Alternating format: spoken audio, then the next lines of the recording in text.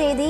நடிகரும் இயக்குனருமான பாக்யராஜ் காலமாகியிருக்கிறார். இது குறித்த கூடுதல் விவரங்களை எமது முதன்மை செய்தியாளர் பிரவீன்குமார் வழங்கிட்டு கேட்கலாம்.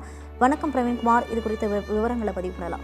வணக்கம் ஓவிய. நடிகரும் இயக்குனருமான பாக்யராஜ் காலமாகி இருக்கின்றார் என்ற செய்தி வெளியாகி ஒட்டுமொத்த திரை உலகையும் சார்ந்து திரையுலகை மட்டுமில்லாமல் அனைவர் மத்தியிலும் ஒரு மிகப்பெரிய சோகத்தை ஏற்படுத்தி இருக்கிறது என்றே சொல்லலாம்.